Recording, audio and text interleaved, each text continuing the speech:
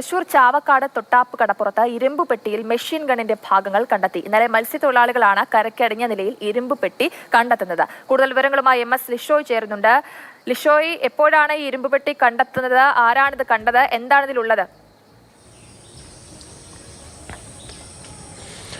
ഇന്നലെ രാവിലെ മത്സ്യത്തൊഴിലാളികളാണ് തീരത്തടിഞ്ഞതായി കണ്ടത്. ഒരു ഇരുമ്പ് പെട്ടിയാണ് ആദ്യം അവർ കണ്ടത്. ആ ഇരുമ്പ് പെട്ടിയിൽ എന്താണ് എന്ന് പരിശോധിച്ചപ്പോൾ ആദ്യഘട്ടത്തിൽ മനസ്സിലായില്ല. പിന്നീട് കോസ്റ്റൽ പോലീസ് എത്തി, അതായത് തീരദേശ പോലീസ് എത്തി.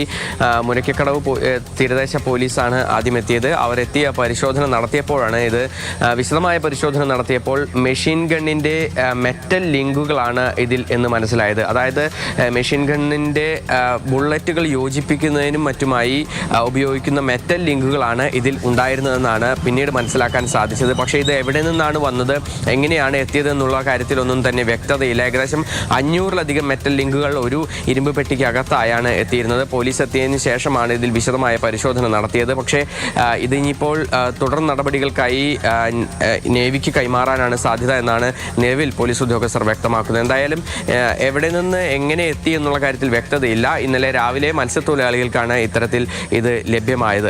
ഇത് പലപ്പോഴും ഈ കപ്പലുകളിലും മറ്റുമെല്ലാമായി സുരക്ഷയ്ക്കായി നിൽക്കുന്ന ഉദ്യോഗസ്ഥരുടെ കയ്യിൽ ഇത്തരത്തിലുള്ള മെറ്റൽ ലിങ്കുകളും അതുപോലെ തന്നെ ആയുധങ്ങളും ഒക്കെ തന്നെ ഉണ്ടാകുമല്ലോ. അങ്ങനെ ഒരുപക്ഷെ ഇത് വെള്ളത്തിൽ വീണ് പോയതായേക്കാം എന്നുള്ള ഒരു സംശയമാണ് പോലീസ് പറയുന്നത്. ഇക്കാര്യത്തിൽ പക്ഷേ വിശദമായ പരിശോധന നടത്തേണ്ടിയിരിക്കുന്നു.